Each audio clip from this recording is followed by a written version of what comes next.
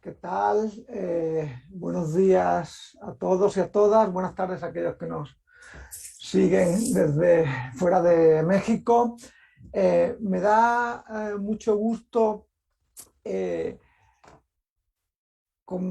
recibir hoy a Ilana Volvinic y a Rodrigo Viñas, con quienes estaremos conversando en esta última sesión de una serie de charlas que programamos este semestre ligadas a un curso de la maestría en estética y arte que lleva por título Hacia una historia contemporánea del arte, crisis ecológica y posthumanismo, un curso en el que planteábamos cómo la crisis medioambiental o la dimensión ecosocial de esa crisis medioambiental alcanzaba no solo a ámbitos de la política, de la sanidad, de la biotecnología, sino también al plano de la propia historia del arte. Es decir, cómo en realidad en las últimas décadas nos hemos encontrado con una incipiente reflexión, cada vez más afianzada, respecto a cómo en realidad esa crisis medioambiental tenía implicaciones, al menos en dos planos, que son los que nos han interesado aquí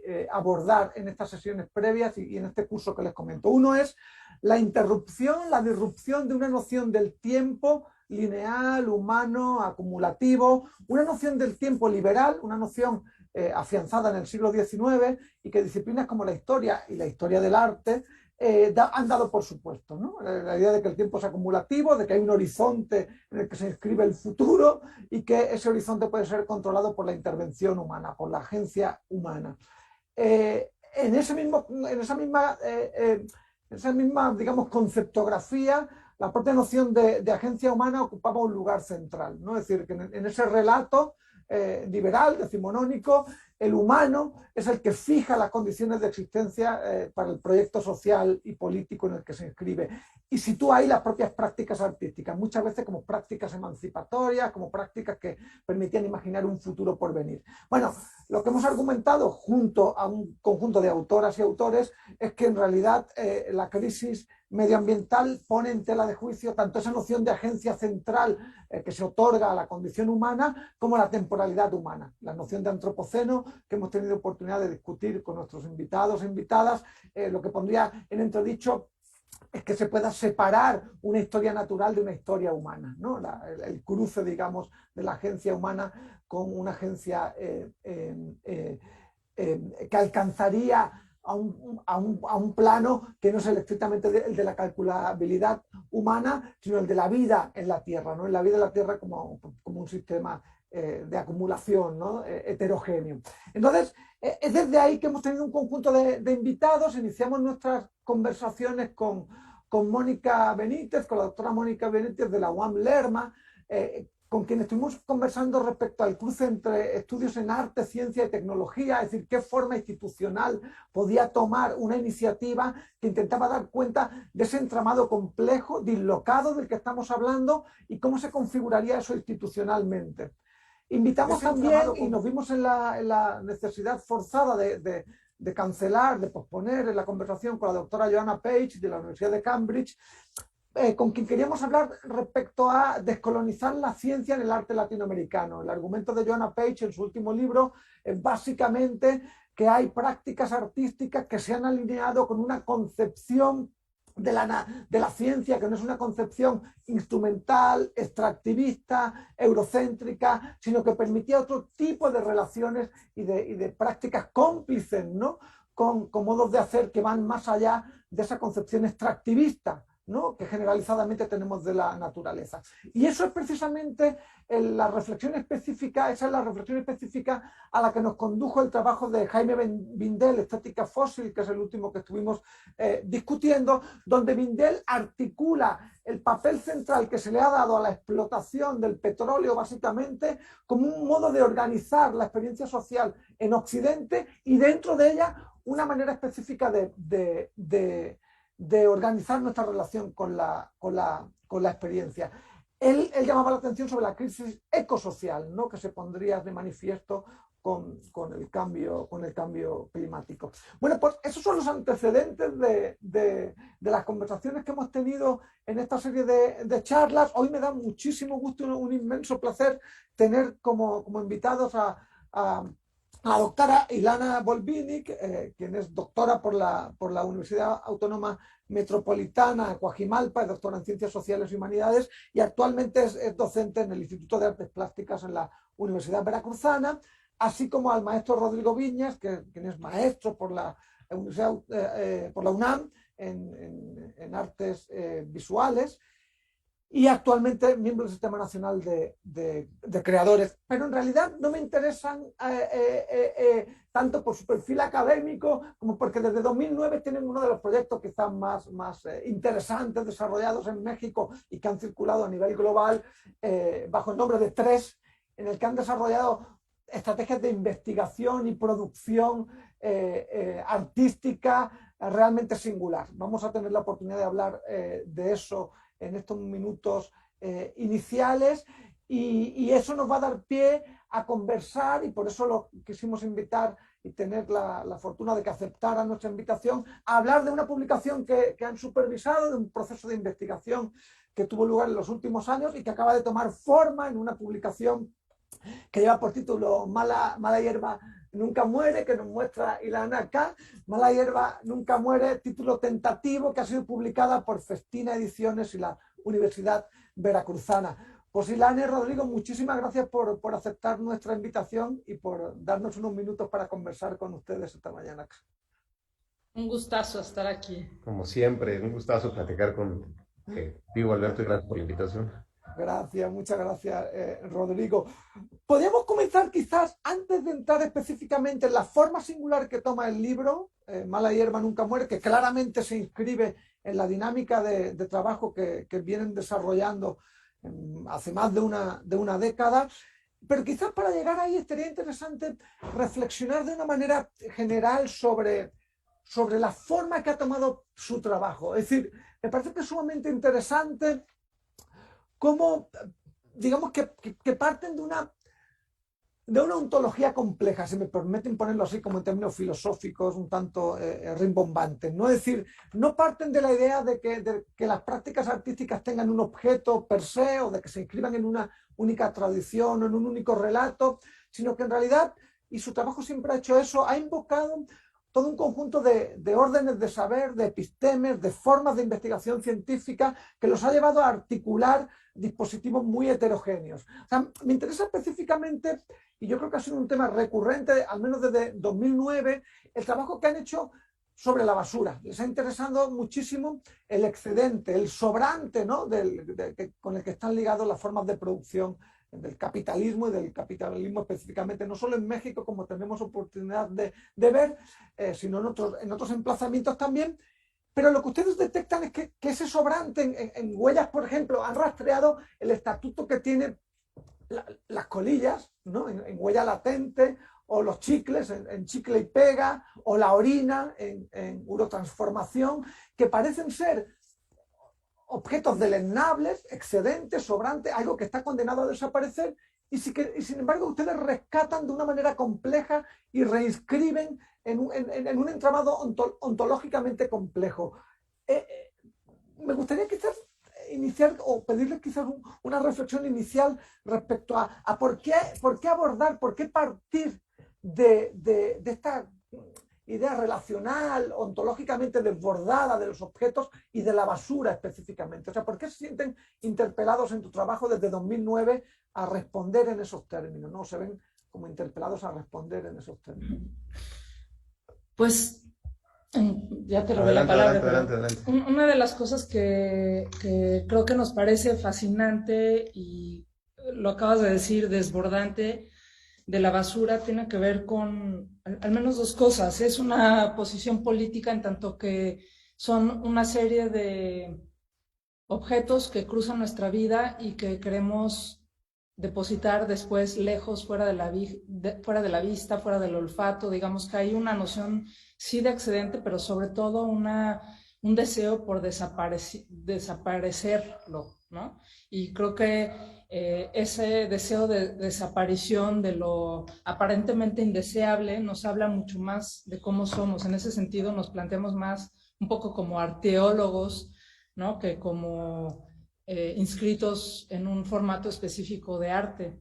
¿no? Y también me gustaría también, recalcar una cosa que recurrentemente dice Héctor Castillo Bertier y con la cual coincidimos plenamente, y es que, pues por más que querramos, la basura no desaparece, ¿no? A lo mejor la podemos sacar un rato de nuestra vista, pero justo en la enmarcadura que acabas de dar de esta crisis ecosocial y medioambiental, pues no desaparece, ¿no? Y tenemos muy claro desde el 2009 que la basura no desaparece, ¿no? Estamos desplazándola y generando otro tipo de controversias y relaciones socioambientales y económicas alrededor de ese objeto.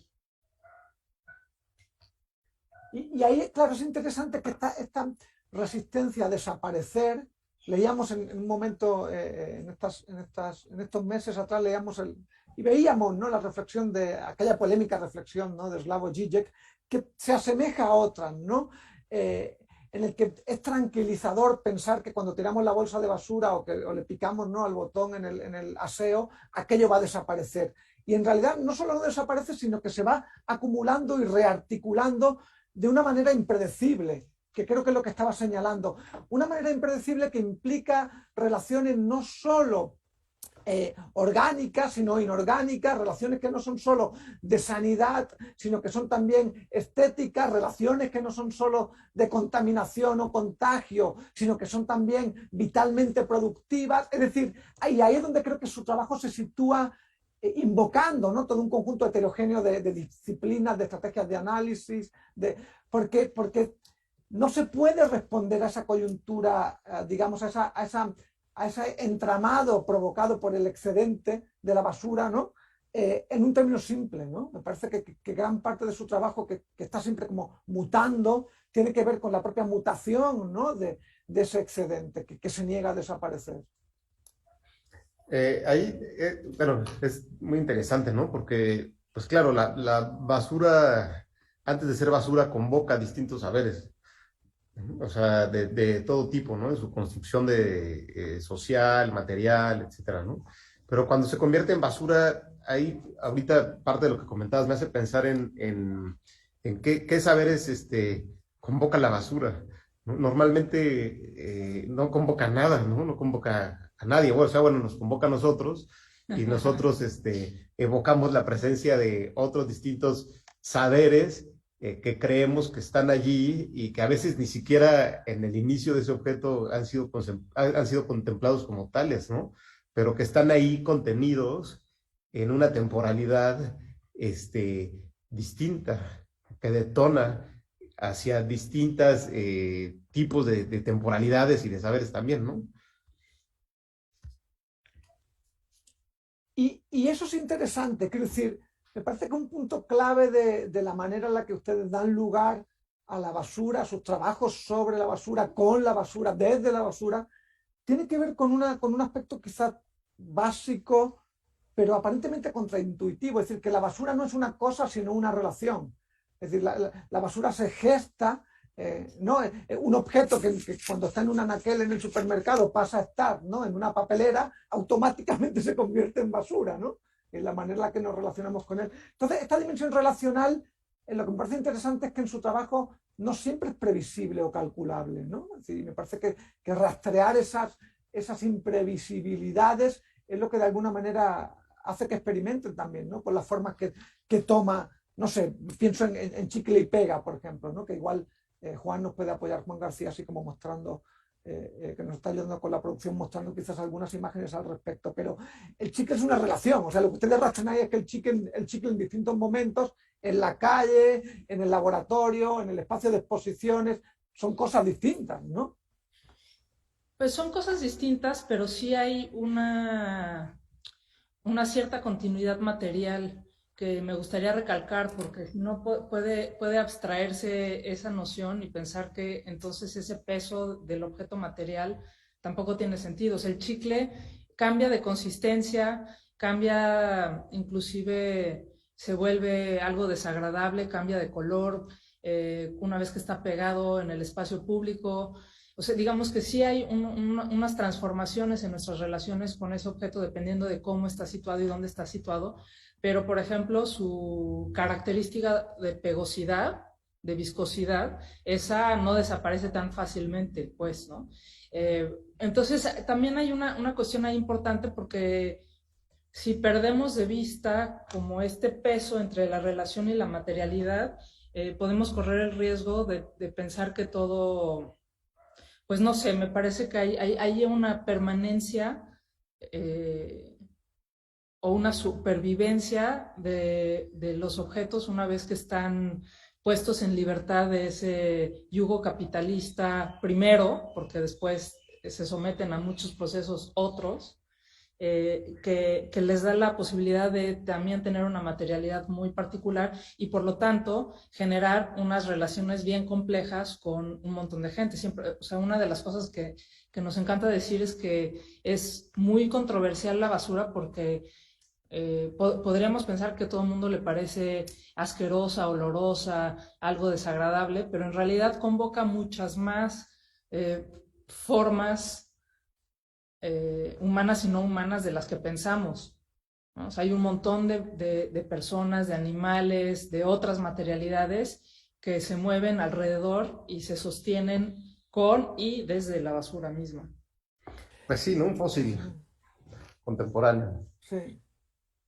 Sí, y qué bueno que enfatizan esto Rodrigo y Lana, porque me parece que lo que permite precisamente su trabajo, es decir, vamos a ponerlo en estos términos, que lo que estudiaría una disciplina, ¿no? Como los estudios de desechos urbanos, ¿no? O como la toxicología, o como, ¿no? La química, sería la relación específica del objeto en un momento determinado. Pero creo que su trabajo como artista, con el proceso de investigación artística que ustedes ponen en marcha, los lleva a rastrear el objeto en su materialidad a través del conjunto de relaciones, ¿no? Se podría poner quizá de esa manera. Ajá, Pues sí, ¿no? O sea, lo experimentamos, o sea, pasa por muchas fases, ¿no? Y hablaría yo de la fase de experimentación física, que es algo muy importante para nosotros, el cuerpo. Creo que lo platicábamos hace poco, ¿no? Cómo dejamos que nos afecte todo esto sensorialmente y que afecte nuestras cuerpas, ¿no? ¿Cómo? Pues bueno, o sea, estando allí, ¿no? Masticándolo, escupiéndolo, pisándolo, amasándolo. eh, inhalándolo. entonces, bueno, te empiezas a dar cuenta de ciertas características que tiene el chicle, a lo mejor sí, en un inicio de una forma muy subjetiva, pero después siempre nos encanta ir ampliando estos términos, ¿no? Porque una cosa es lo que yo pienso que es un chicle y otra cosa es lo que piensan los demás que es un chicle, o lo que sabemos que es un chicle, o lo que creemos saber que es un chicle. En el sentido más básico de mascarlo, hasta escupirlo y cómo se convierte en un atractor de distintas índoles, ¿no? Un atractor de distintos saberes también, diría yo, en muchos sentidos, ¿no? Me acuerdo mucho de la manufactura del chicle, ¿no? Todo el mundo pensaba, cuando hicimos este proyecto, bueno, todo el mundo, nuestros allegados, que el chicle pues venía del árbol del chicle, ¿no? A mí me tocó masticar parte de ese chicle que se dejaba en el pupitre y que días después podías agarrar de nuevo y metértelo a la boca y tener la misma consistencia y sabor, etcétera. Aunque fuera un poco asqueroso, pues así era como era. Hasta que después de analizarlo nos dimos cuenta con un equipo de científicos del CIMBESTAB, del Politécnico, que en realidad es un polímero ya, que está diseñado inclusive para ayudarte a la higiene bucal o que si te lo tragas solo sea camino en el cuerpo, o sea que no pueda ser rota esa molécula porque ahora es plástico, un derivado del petróleo, ¿no? Con todo lo que conlleva eso, con todos los atributos que le da eso a la hora de insertarse en el espacio público, a la hora de ser escupido, a la hora de que se convierte también en un atractor de bacterias, ¿no? Estábamos como muy interesados en saber ese atractor, qué tanto traía del medio ambiente a él, o sea, qué tanto podía contener, no nada más de información, sino de proporcionar vida o almacenar vida, bueno, pero no sé si lo estoy desviando. Ajá. No, pero está bueno porque desde un poco adelantando, un poco desde esta, o sea, cosa mínima que posibilita un universo entero de posibilidades, bueno, valga la redundancia, hasta el espacio en donde se sitúan estas manchas de chicles pegados.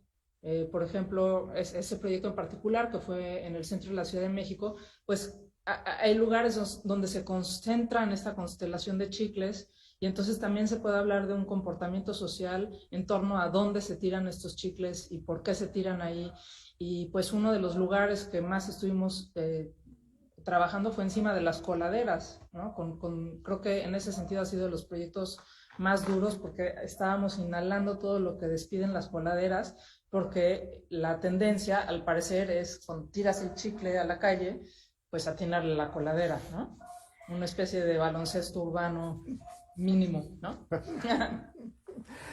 Es interesante esto que dicen, han trabajado en México, lo están haciendo ahora en Lima, en Perú, lo han hecho en Estados Unidos, en Cuba, y hay un proyecto de 2016 en Hong Kong, que lleva por título Basura Ubicua, que precisamente tocan esto que estabas ahora señalando, Ilana, que es, vamos a decir, el salto de escalas de la basura. Hay un momento en el trabajo, no solo en la exposición, sino también en el libro, un bellísimo trabajo de edición inteligentísimo en su complejidad, cómo está resuelto. Ese volumen se hace énfasis, de hecho en un momento, en uno de los textos que escriben, dicen que la basura no tiene fronteras. El hecho de que la basura no tenga fronteras me hacía pensar en que tiene un paralelismo con el capital financiero. Es decir, el capital financiero no tiene fronteras, ¿no? Es decir, no se promueve intentando liberalizar su circulación irrestricta en el globo para poder invertir en distintos ámbitos, ¿no? Para poder extraer recursos de distintos lugares. Es interesante, el capital y la tecnoimagen contemporánea, la imagen en Internet, parece que comparten algo con la basura, que es este carácter descontrolado de circulación irrestricta, mientras que hay una fantasía respecto a que el capital y la imagen se pueden controlar, de la basura no se dice nada, ¿no? A mí me fascinaban las reflexiones que planteaban en el texto sobre cómo material médico o quirúrgico que se utiliza en China podía aparecer, ¿no?, en las playas de Acapulco, ¿no? O cómo, es decir, hay algo aquí que tiene que ver con la basura, o sea, con la dificultad, vamos a ponerlo así, de rastrear la escala en la que se mueve la basura, el excedente, ¿no?, del capitalismo contemporáneo, ¿no?, de que no queremos saber nada. ¿Cómo lidiar con ese cambio de escala, micro, macro, la mutación de la basura en distintos estados? ¿Cómo lidiaron específicamente en el caso de Basura Ubicua, ¿no?, ese proyecto de 2016? Antes de esa especificidad de cómo pasó ese proyecto, una de las cosas que me parece una locura total es que la basura es algo que no se mapea, ¿no? O sea, es muy difícil encontrar cartografías en cualquier momento de la historia, pasado, presente y futuro, que esté localizando dónde aventamos la basura, justo por esta condición de lo que queremos invisibilizar, ¿no? Y entonces hacer rastreos se vuelve muchísimo más complejo que con otras cosas, porque pues lo no nombrado, lo que no queremos nombrar, pues es mucho más difícil de categorizar, entender. Bueno, hay un montón de adjetivos que le podemos adjudicar, además de que se vuelve mucho más libre en ese sentido. Entonces la basura circula libremente porque no tiene esta serie, o no tenía, o a veces tiene y a veces no, una serie de etiquetas que lo permiten o no lo permiten circular. Y entonces en esos términos pues se vuelve desde la práctica artística un ejercicio bien especulativo, diría yo. Nos encontramos una taparrosca con una cara de un chino que para nosotros era desconocido, y entonces cómo te enfrentas a partir de esa taparrosca entender quién la produjo, dónde y por qué llegó a las playas de Hong Kong, ¿no? Igual te dejo a ti. No, sí. Que evidentemente tiene que ver con una serie de estrategias, o sea, como que ahí entran en cuestión y en la cocina que llevamos a cabo, pues toda una serie de ingredientes que pasan desde hablar con personas en el contexto, expertas y desde distintos saberes que nos pueden dar información sobre algún objeto, alguna práctica, alguna interrelación, hasta empezar a rastrear estadísticas de materiales crudos. Es una de las cosas interesantes, es que, y por eso decía un poco de la materialidad, ¿no? Una de las cosas que nos funcionó mucho fue rastrear el material con el cual fue hecho la taparrosca y ver quién fabrica los pellets con los que se hacen estas taparroscas y por dónde circulan y cuánto cuestan. Y entonces empezar a ver como el nacimiento, el ciclo de vida completo de este objeto, ¿no? Y después, en qué se vuelve y hasta dónde llega, ¿no? La pregunta que nos hacíamos era, pues, ¿a quién le interesa poner su cara en algo que sabe que va a ser basura de manera casi inmediata, ¿no? Bueno, además de nosotros, pues, ¿no? Claro. Sí, creo que la pregunta más básica y la inicial sería, bueno, ¿dónde encontramos esa taparrosca? La encontramos en una playa, en una isla cercana a la isla mayor de Hong Kong, que se llama Lantau. ¿Y por qué lo traigo a colación? Porque te encuentras algo, o por lo menos en nuestro caso, y lo primero que siempre nos preguntamos es, bueno, pues esto, ¿qué es? O sea, ¿de dónde es? ¿De dónde viene? ¿Dónde lo puedo conseguir? ¿De qué se trata, no?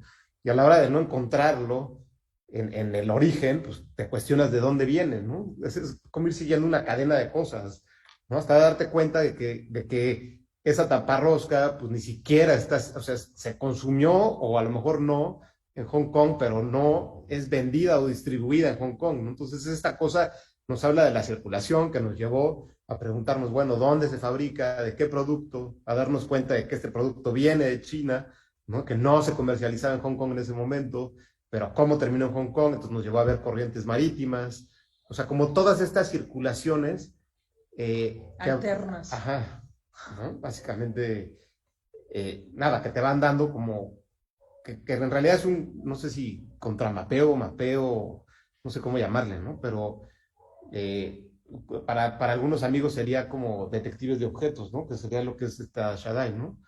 Pero bueno, me callo, porque si no...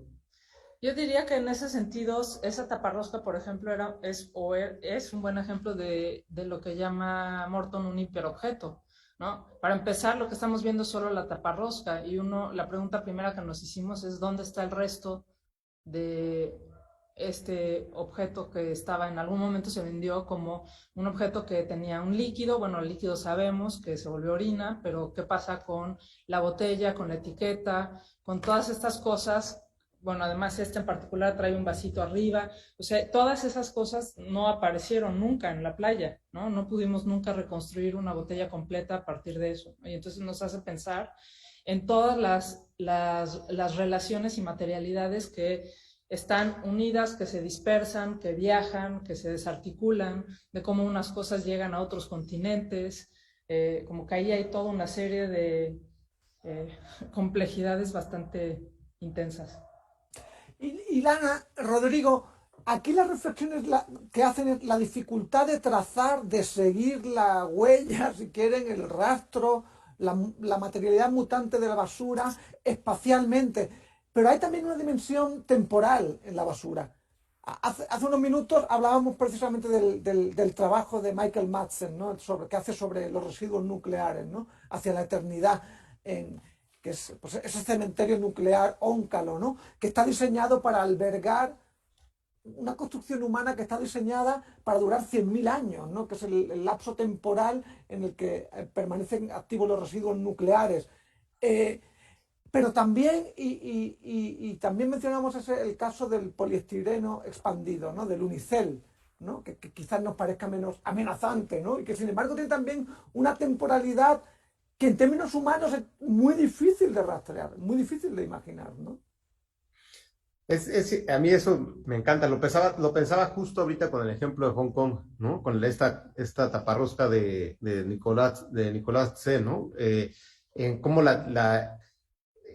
o sea, claro, es un producto que fue efímero, o sea, sabemos que cambió porque se vendió, que ya no es el mismo, que aparte es una bebida energizante, o sea, ¿qué voy? El lenguaje que está dentro de esa botella no era el mismo al que nosotros nos estamos enfrentando, y no mucho tiempo después, o sea, unos cuantos años después, como tratar de hacer esa reconstrucción de lo que estaba allí, pues era como muy complicado. En el caso de la basura nuclear, del ejemplo que pones, es como lo más evidente, con qué tipo de lenguaje o cómo se le va a poner a ese basurero radioactivo para ser reconocido en 100.000 años como algo que es nocivo, como algo que ha sido usado, o como algo, precauciones para no acercarse a él. Y entonces está todo ese debate que toca el documental entre si se pone la ubicación o no, si se esconde o no, si no se pone la ubicación y entonces se cierra y dentro empieza a haber toda una serie de signos o de símbolos o de distintos lenguajes que lo puedan hacer reconocible. Pero eso a mí me encanta porque es un gran dilema también, cómo va cambiando el lenguaje con el tiempo, cómo algunas cosas también cambian y se van resignificando, que sería como algo también muy cercano a la arqueología, ¿no? Para la arqueología de la actualidad, o sea, digamos por eso digo que somos hasta cierto punto arqueólogos, ¿no? Porque finalmente se colapsan los tiempos ahí cuando pensamos en este ciclo de vida de la materialidad y sabemos que por mucho, o sea, que la mayor parte de los objetos que usamos en nuestra vida cotidiana van a sobrevivirnos muchísimos más años, pues se vuelve también una relación pues bien fuerte de uso y reuso, ¿no? Si pensamos que la basura no desaparece, solo se transforma, y que no desaparece y que además permanece muchísimo más tiempo que nosotros, pues ahí ya... Traería yo el término que trabajamos en Lima con un arqueólogo que se llama Pedro, que es esta cosa del continuo cultural, y es la división básicamente de cuando algo se convierte en un vestigio y cuando algo sigue siendo basura.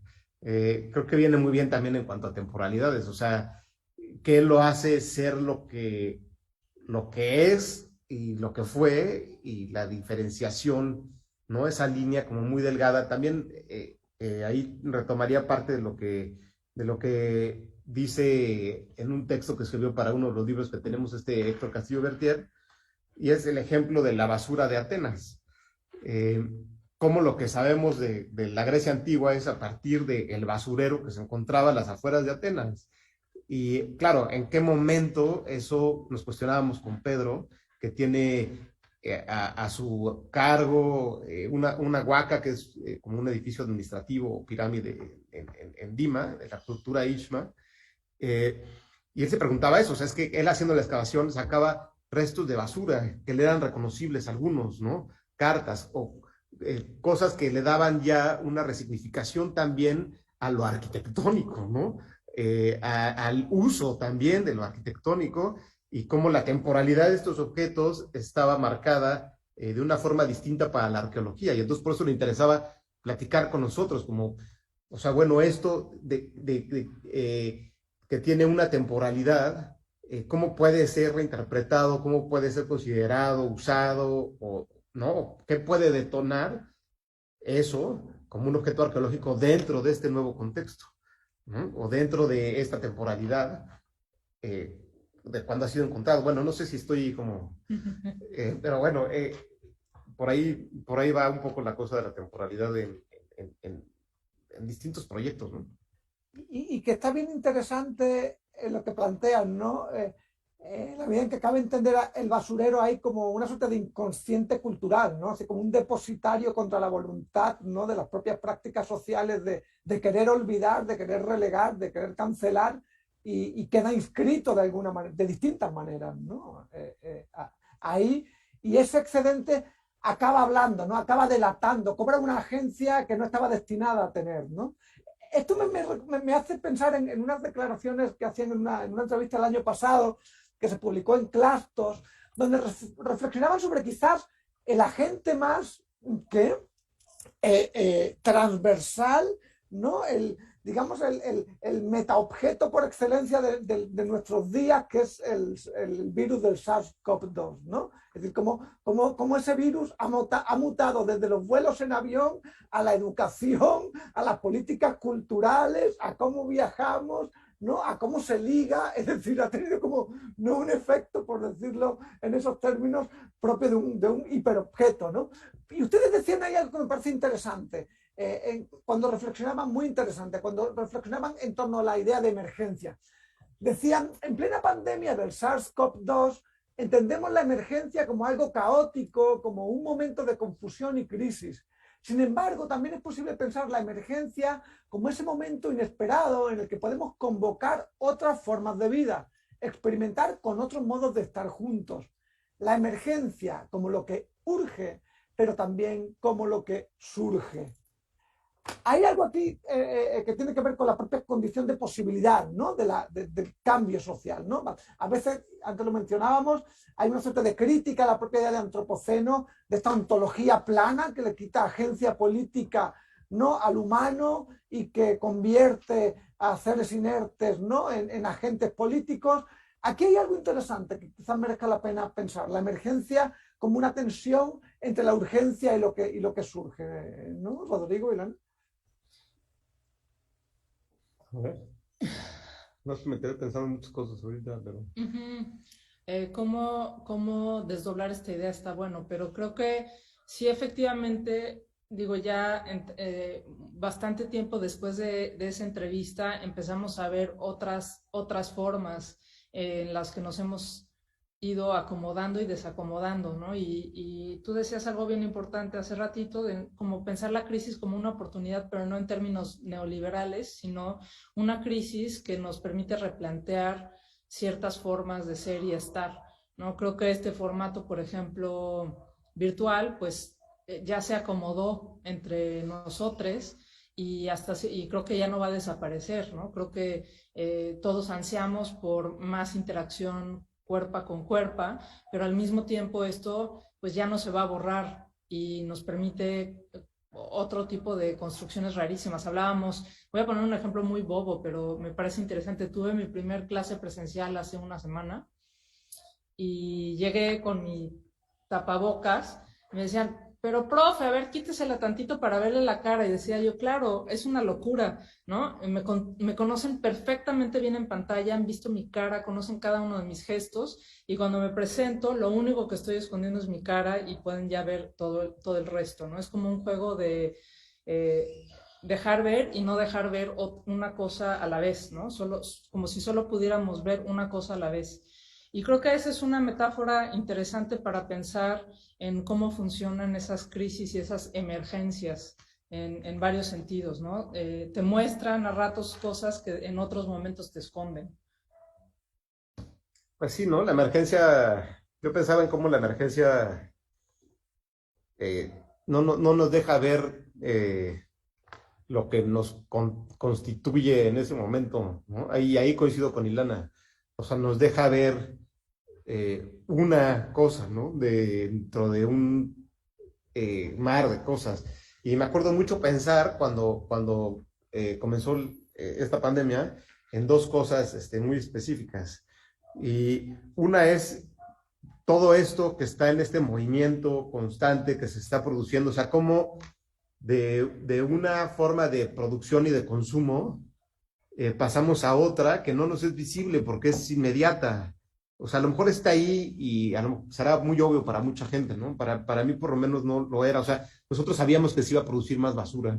¿Por qué? Porque se iban a producir más empaques, porque ahora tienen esta cosa ridícula los restaurantes en donde todo te lo dan envuelto en plástico, que además es una estupidez, ¿no? Porque alguien mete esos cubiertos dentro de la bolsa. Entonces es la misma estupidez, o se ponen guantes para meterlo y entonces los guantes a dónde van, o sea, como todo eso, me siento muy japonés ahora en esta época, porque los japoneses todo lo tienen envuelto en cosas, entonces lo abres y adentro de esa cosa viene otra envoltura que también abres, que viene en un recipiente, y el recipiente adentro tiene otra cosa que también abres para poderlo sacar y comértelo.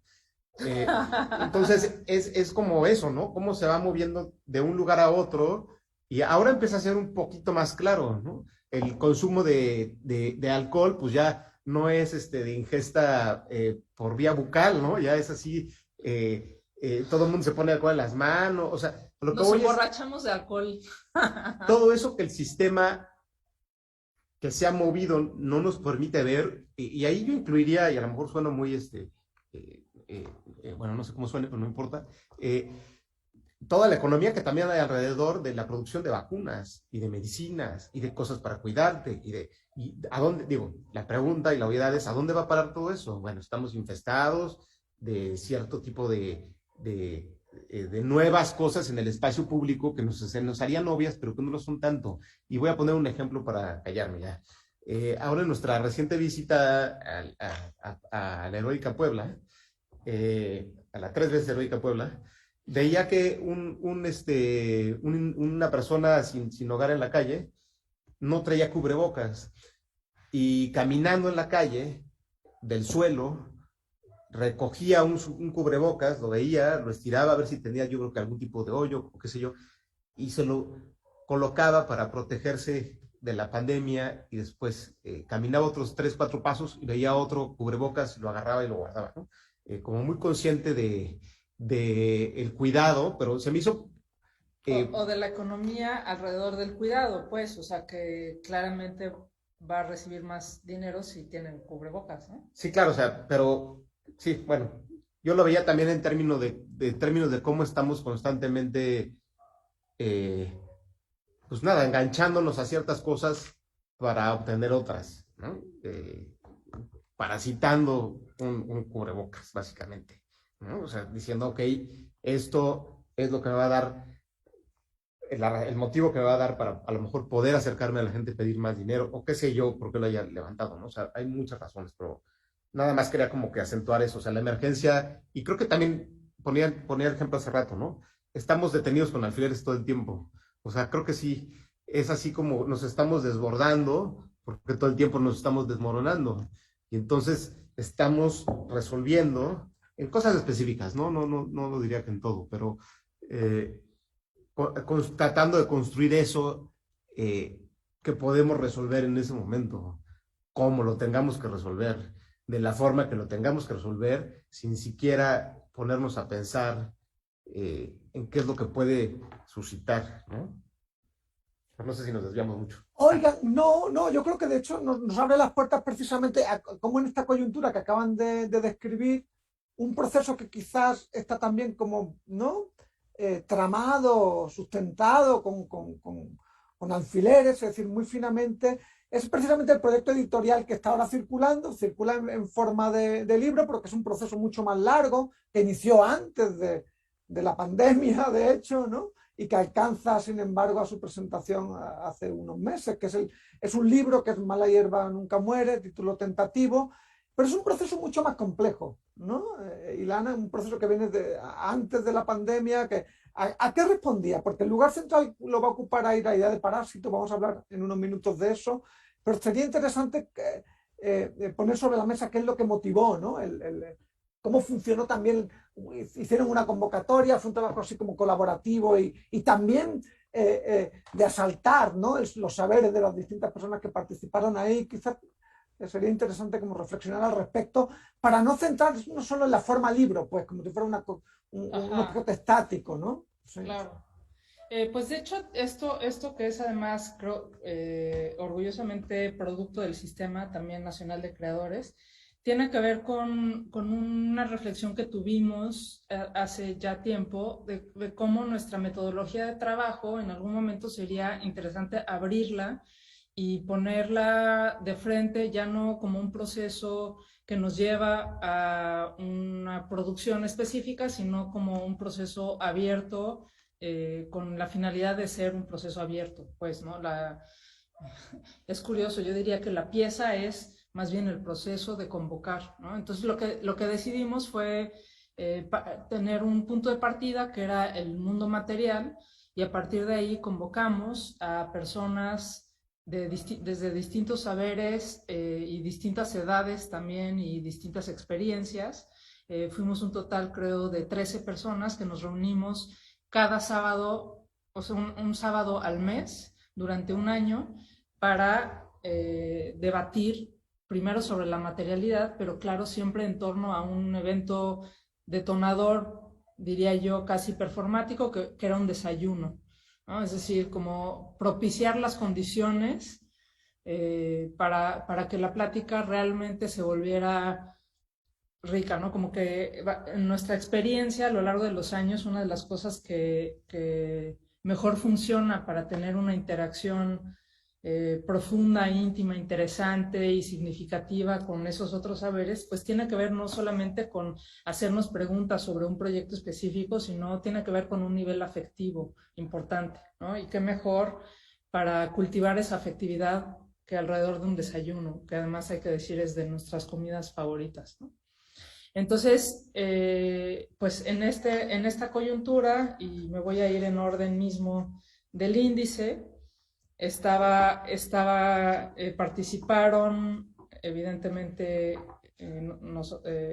bueno, Nora Morales, que es diseñadora, Male Leite y Aníbal Conde, Male que es coreógrafa, Aníbal que se define a sí mismo como video performer. También por ahí estás tú, bueno, Shadai Larios, que hace teatro de objetos, Adriana Salazar, que es artista visual, Nadia Cortés, que es filósofa, Leonardo Aranda, que es artista en reflexión en torno a la tecnología. Andrés J. Iriart no formó parte de los desayunos, pero sí del libro, que es biólogo, pero también estuvo la presencia de Paco Vergara, Francisco Vergara, biólogo. También participó en algunas ocasiones Leandro Rodríguez, que es sociólogo. Estuvo Luis Guerrero, que es sociólogo también, pero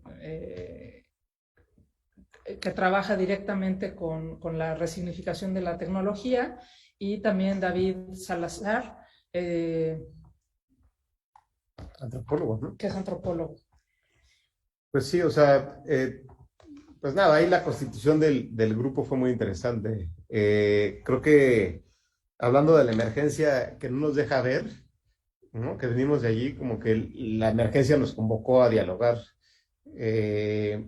¿Por qué lo digo así? Porque creo que no, o sea, creemos que hay espacios de diálogo todo el tiempo, pero yo creo que siempre nos falta tiempo para dialogar y buenos escenarios como para sentirse cómodo y cada quien o cómodas desde sus distintos saberes o perspectivas para entablar algo y ver que surja, ¿no? Entonces, en este sentido, se fueron preparando los desayunos, algunos guiados y desembocados en otras cosas que no eran necesariamente las que estaban previstas para la guía que se había planeado. Y en este dialogar de saberes es como se fue constituyendo este libro, que no se constituyó desde el inicio, habría que decirlo, se constituye al final, ¿no? La premisa de este seminario, Sí, en el sentido más tradicional de seminario, sentarse a discutir alrededor de algún tópico problemático. A veces eran textos, a veces eran prácticas, ahí variaba mucho, pero eso, sí, creo que es bien importante. Y la salida también no estaba pensada, ¿no? Que me gustaría también decir eso, o sea, la salida final iba a ser lo que decidiéramos colectivamente, que era lo pertinente para expresar lo que se había dado lo que habíamos debatido, ¿no? Dentro de ese seminario, ¿no? Y misteriosamente se apoderaron los parásitos del mundo material. ¿Cómo llegan ahí? Porque es un grupo muy heterogéneo, sociólogos, antropólogos, biólogos, ¿no? Filósofos, filósofas, artistas. ¿Cómo llegan, cómo aparece la noción de parásito? Yo entiendo que sí hubo un conjunto muy prolongado de debates, de lecturas, de reflexiones. ¿Cómo aparece la noción de parásito en el debate? Y de hecho creo que para mí la cuestión no es, o sea, creo que localizar cuándo aparece es bastante fácil. La pregunta es cómo le hizo el parásito para sobrevivir después de aparecer. Esa es la pregunta, ¿no? Pero bueno, ¿cómo apareció? Estábamos hablando, evidentemente, una referencia que siempre planteamos en tres, es la basura en términos de materialidad, y entonces estábamos tratando de indagar cuáles eran esos excedentes en cada una de las disciplinas que podrían equipararse a una basura de la disciplina, ¿no? Y fue cuando Male introdujo el término de movimiento parasitario en la danza, ¿no? Que son todos esos movimientos que no son perfectos, ¿no? Que no caben dentro del canon y que se consideran movimientos basura que tendrían que ser eliminados. Y esa fue la primera vez que empezamos a dilucidar en torno a lo parasitario y de alguna forma Es decir, de los objetos pasamos a los parásitos, ¿no? Porque en ajá, realidad el seminario estaba rondando acerca de los objetos, pero siempre o sea, desde el inicio, revisando las minutas, porque tomamos minutas de todas las sesiones, es muy bonito ver cómo aparece algo que después se diluye y es opacado en algunos momentos por los objetos, y después cómo va regresando poco a poco como un objeto parasitario, lo cual al final, digo, me estoy brincando muchas partes del proceso, ¿no? Porque, bueno, tendremos que estar mucho tiempo aquí, podría ahondar, pero creo que no es pertinente. El libro termina como un objeto parasitario en ese sentido. O sea, me acuerdo mucho, estábamos planeando si hacíamos una exhibición, si hacíamos cada quien una pieza o no, estábamos como muy clavados en ciertos objetos, ya había salido el parásito de nuevo a la reflexión como en esta idea de que salieran piezas que pudieran parasitar otras piezas. Recuerdo que estuvo por ahí Leandro, que metió toda esta cosa de que si la academia o las citas son parásitos por excelencia, donde estás parasitando otros autores, otros conocimientos, otros saberes. Y nada, surgió la idea del libro como un libro, como algo que pudiera ser un parásito dentro de una librería. Y ahí tuvimos toda una serie de ideas, ¿no? Queríamos hacer algo que pudiera vivir de otras cosas dentro del libro. ¿Qué? nada, como que me quedé pensando un poco en lo que estás diciendo y en cómo este parasitaje, o sea, digamos que empiezo a entender una cosa gracias a lo que estás diciendo, y es que también era esta cualidad, como hay toda una serie de tabús en torno a la basura que empezaron a surgir cuando pensábamos lo parásito, ¿no? Como que hay esta noción de lo parásito como algo dañino, que algo que te va a matar, algo que va a abusar de ti, algo que siempre vive a expensas de los demás. Y creo que por ahí iba un poco la idea de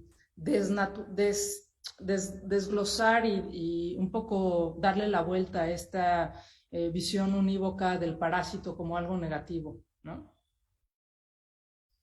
Y eso es bien interesante porque efectivamente, a ver, a veces quizás, vamos a ver, hay una relación asimétrica pues, entre el parásito y el cuerpo huésped, vamos a decirlo así. No es una simbiosis, no es que haya ¿no? una suerte de equilibrio en el que hay un beneficio mutuo, sino que de entrada la definición, digamos, pues no sé si biológica de parásitos, aquella en la que se habla pues de una explotación, ¿no? Hay una suerte de asimetría y un daño, ¿no?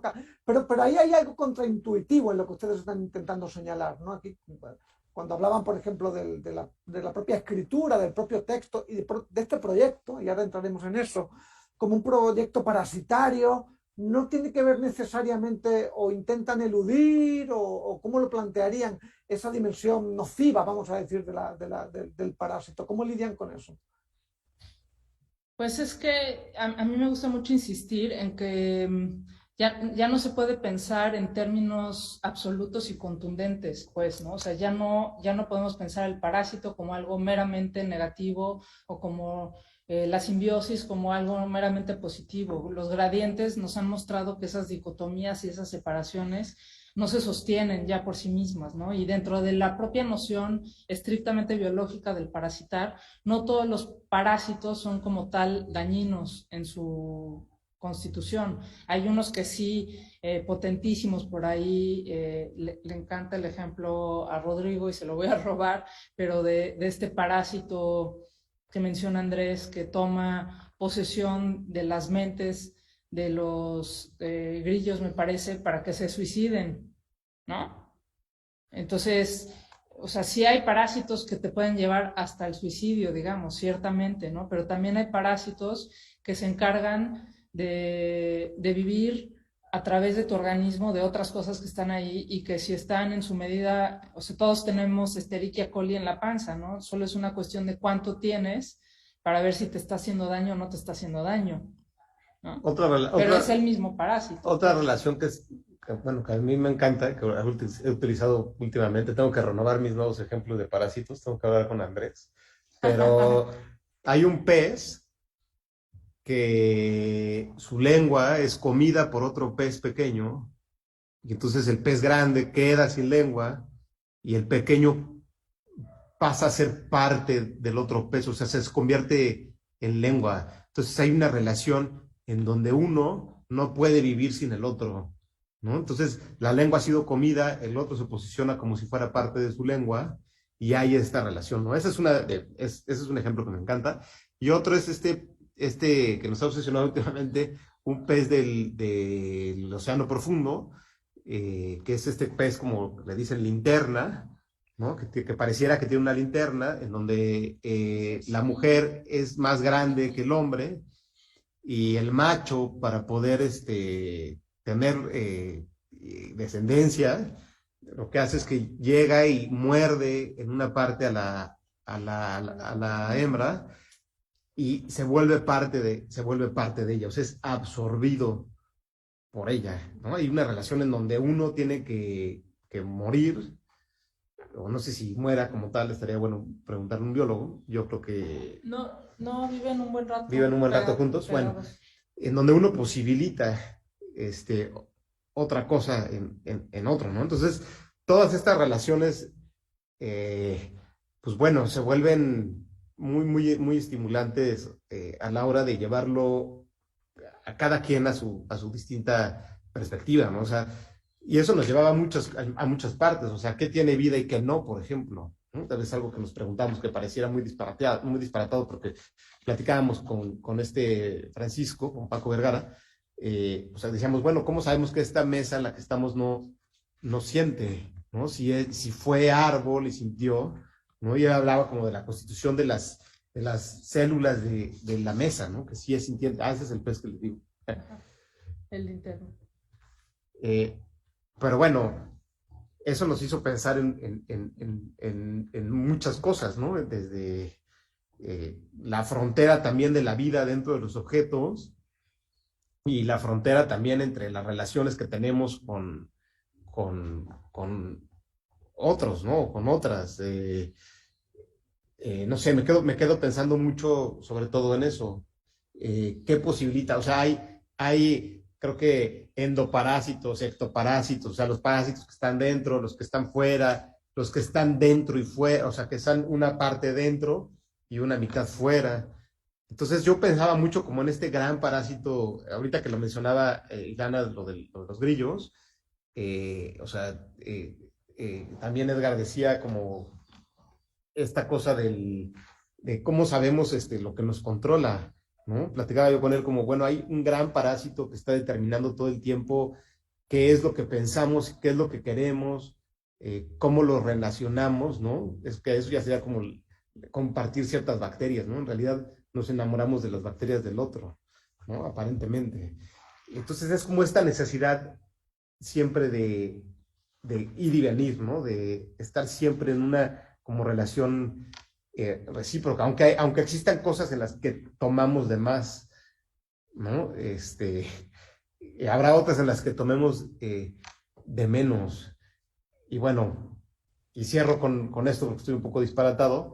Creo que es muy, muy, muy visible en lo académico, en el ejemplo que ponía Leandro para reflexionar, ¿no? Creo que era como muy, muy, muy pertinente. Todo el tiempo estamos parasitando de distintas formas, de distintas fuentes, de distintas cosas, ¿no? Eso quizás fue lo que los condujo de alguna manera, supongo, al formato libro. Quiero decir, el seminario inicia como una reflexión sobre el estatuto desbordado, oblicuo, relacional de los objetos y las limitaciones disciplinares para acotar los objetos a un único campo de saber, vamos a decir así. Y eso de alguna manera los conduce eventualmente al parásito como una gran matriz conceptual que permite pensar esas relaciones asimétricas, de apropiación, violentas en algunos casos, pero simbióticas en otros, ¿no? Es decir, como la gran matriz conceptual que les permite operar, ¿no?, en ese campo de una ontología relacional, vamos a decirlo así. Ustedes mismos decían hace unos minutos que pensaban, bueno, qué formato podía tomar el relato o las formas de visualización en las que cabría traducir, ¿no?, este ejercicio que habían puesto en marcha, una exposición, ¿no?, pensar en distintas estrategias. Acaban decidiéndose por el libro, por el formato libro, que en principio parecería contraintuitivo porque parece que estabiliza, que congela. Además, un libro impreso, no es un libro digital que está en proceso de mutación o un libro vivo.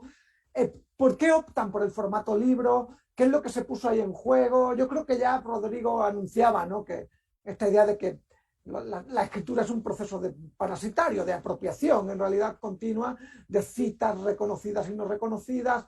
Pero ¿por qué? ¿Cómo decidieron optar por el formato libro y cómo lo negociaron? Pues yo recuerdo un proceso muy interesante de hacer circular los textos, de que el proceso de edición fuera mucho más abierto, mucho más contaminado entre los distintos colaboradores y colaboradoras.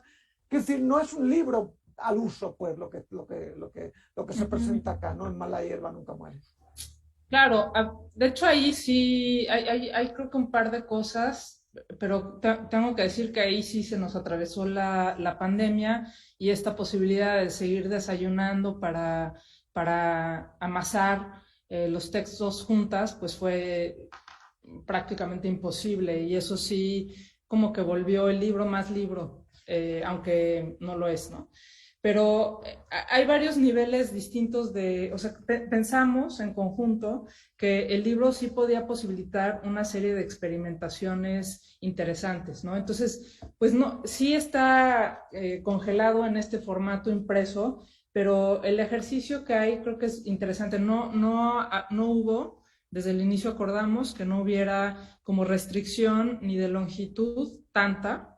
Siempre hay restricciones monetarias. Si alguien quería hacer un libro de 100 hojas iba a ser imposible, ¿verdad? Pero no había tanta restricción de longitud, ni de tipo de citado, ni si era un texto académico, experimental. O sea, digamos que había una libertad total de experimentar con este formato bidimensional. O sea, entonces lo pensamos más como traducir ciertas cosas a un formato bidimensional más que una petición de un texto reflexivo en torno a, ¿no? Y entonces en ese sentido hay textos que son mucho más experimentales, como los de Aníbal y Conde y Magdalena Leite, que trabajaron juntos en una serie de parásitos de textos, que son una parasitextología, ¿no? Entonces seleccionaron algunos textos y encontraron distintas formas de parasitarles, hasta textos que son mucho más académicos, como el tuyo, Alberto, que es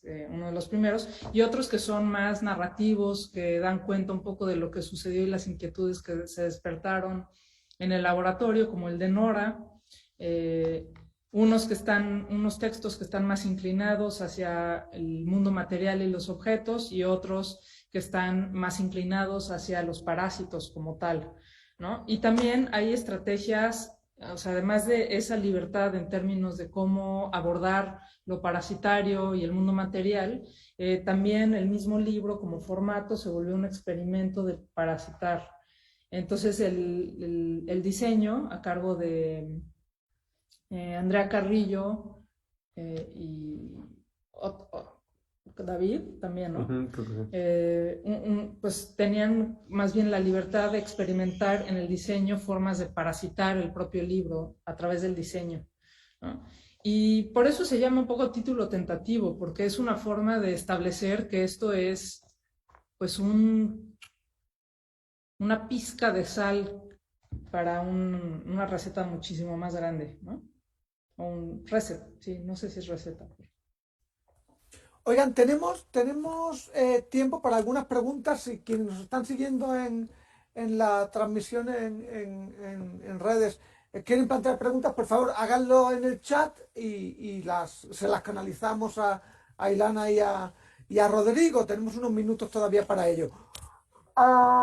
Me llegaron una reflexión de Francisco Ábalos, quien señala que mientras que en español emergencia La noción de emergencia, digamos que contiene en su polisemia tanto la idea de emergencia, ¿sí? Como la de emerger. En inglés no, en inglés se separa, emergency and emergence, ¿no? Entonces, digamos que la polisemia ahí es interesante en el caso de operar, en la ambigüedad, digamos, ¿no? Con la que opera en español, sería interesante ahí tenerla en cuenta. Francisco Ábalos nos plantea una pregunta que es de tesis doctoral, ¿qué es un hiperobjeto? No más que de tesis doctoral de fin de semestre, así como, ¿no? Así que, ¿qué entender por hiperobjeto? ¿Sí? Y Rocío Rosain nos hace llegar también otra pregunta, si quieren las podemos como elaborar las dos juntas, ¿no? Esta una reflexión sobre qué es el hiperobjeto, o sea, qué entender por hiperobjeto. Y la que nos plantea Rocío Rosain es que consideran que una forma de parasitar la cultura en esta pandemia sería resignificar nociones como basura, excedente, naturaleza, gente, humanos y no humanos. ¿En el contexto de qué? ¿De la pandemia? De la pandemia, sí.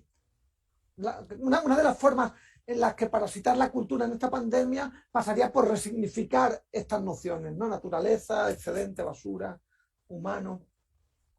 Y la otra es ¿qué entendemos por hiperobjeto, ¿no? Uh-huh. Bueno, pues si empezamos, digo, sí, claro, es de doctor, o sea, no me... Sí, está. Sí, ¿qué es hiperobjeto en 3 líneas? Bueno, no, voy a hablar más bien de quizá las cualidades de 5 cualidades de los hiperobjetos que son interesantes y que son pertinentes para esto y que tienen que ver también con formas para entender y luego poder parasitar la cultura, ¿no?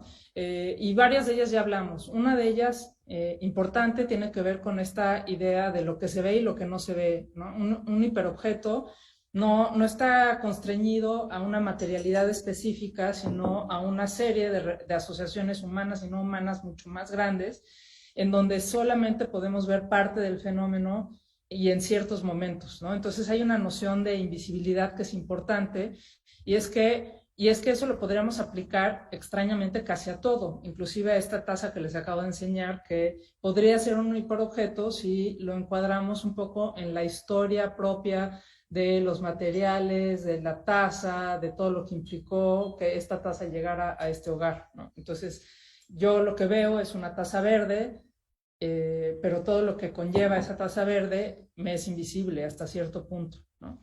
Y en ese sentido, los hiperobjetos siempre funcionan con otra temporalidad, que es una temporalidad, como ya habíamos platicado antes, mucho más extensa, mucho más, no es una temporalidad a una escala humana, ¿no? Sino que va mucho más allá de eso, pensando un poco en estos, por ejemplo, materiales que nos van a exceder y llevar, o sea, tiempos lejanos, ¿no? Por eso un poco Morton usa en su libro esta idea de un iceberg, ¿no? Una cosa que solo se deja ver, pero que está siendo afectado ese iceberg por un montón de fenómenos distintos.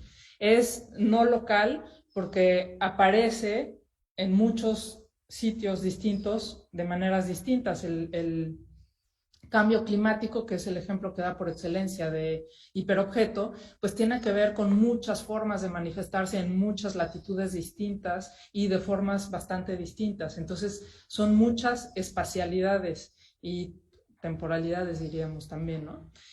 Finalmente, está, insisto, un hiperobjeto es hiper porque es una interrelación entre humanos y no humanos.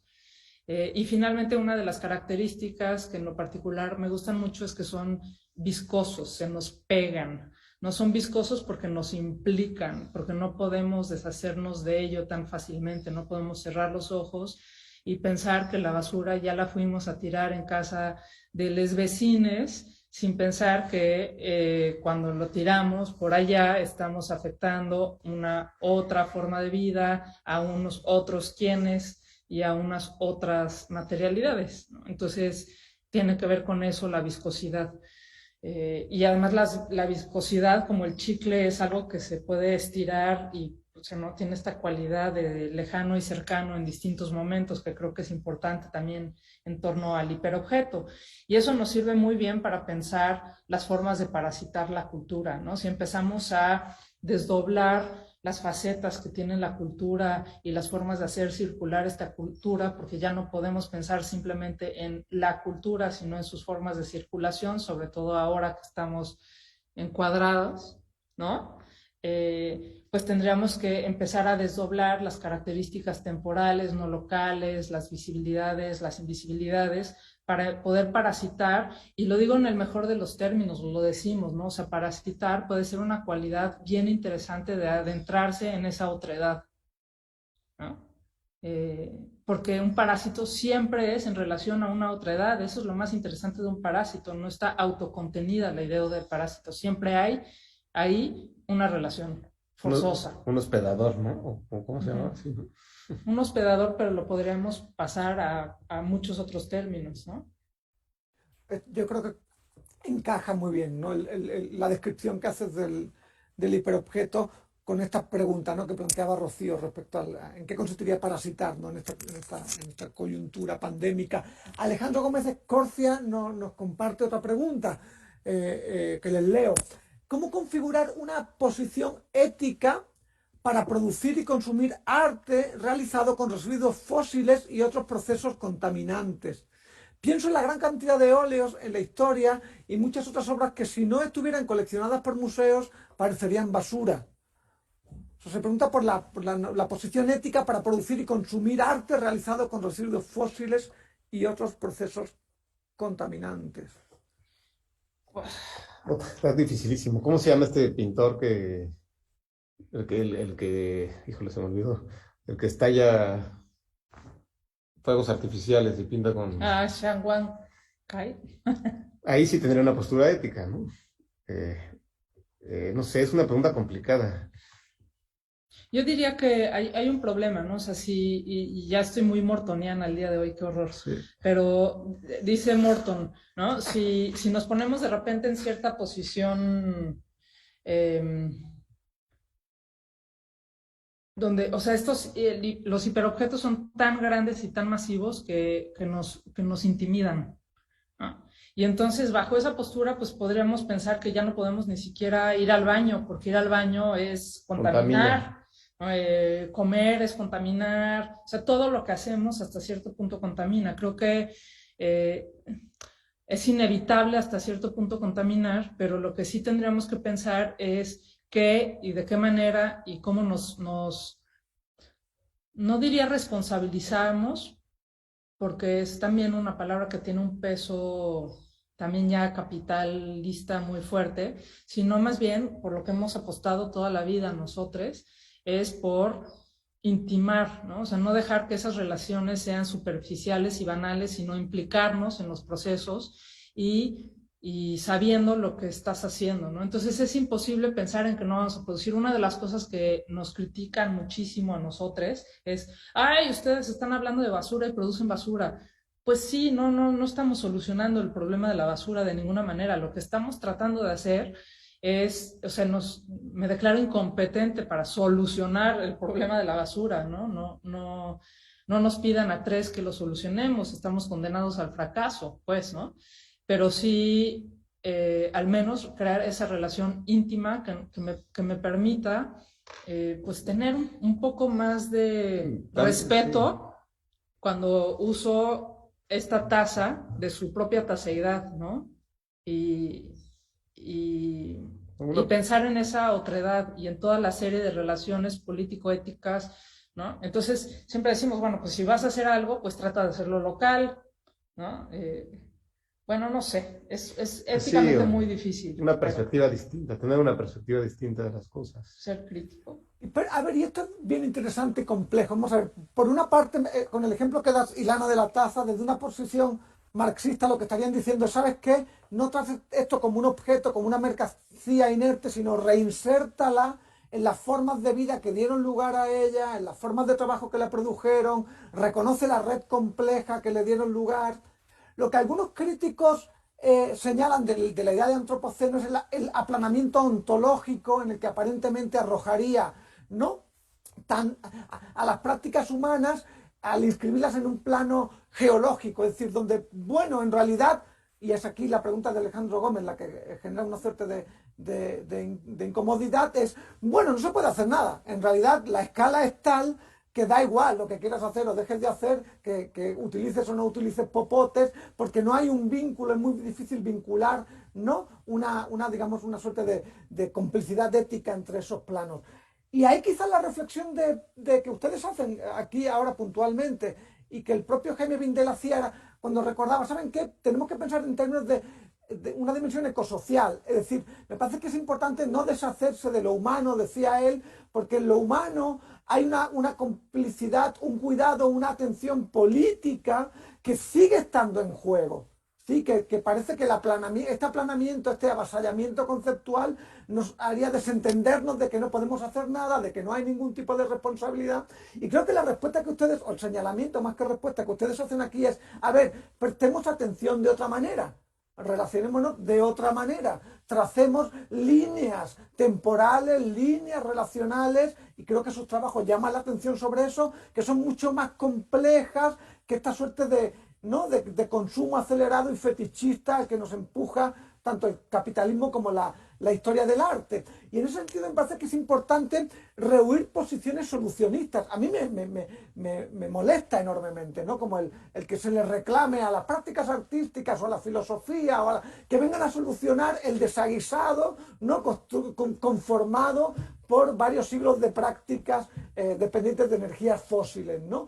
Bueno, más bien lo que creo que Ilana decía eso y decía que no estaba totalmente de acuerdo con hacernos cargo. Bueno, lo que podemos es hacernos cargo y vivir como plantea Anat Singh desde las ruinas. Estas son las condiciones en las que estamos. Bueno, habitemos estas condiciones atentamente, con cuidado, ¿no? Con reciprocidad, con una articulación mucho más compleja con los elementos vivos y no vivos de ese ecosistema. Y en ese sentido es que me parece que la teoría y la crítica cultural, claro que tiene una responsabilidad ética, y es la de acompañar y prestar atención y generar otras, como dice Nicolás Mirzoev, ¿no? Y Jaime Bindel concurre en eso, otro orden estético, otras formas de sensibilidad al respecto, en el que las formas de sensibilidad que hemos heredado, tanto de la filosofía, de la historia del arte, de la crítica, están claramente desbordadas, están claramente, ¿no? Rebasadas. Y me parece que ahí es donde se sitúa el trabajo de Tres.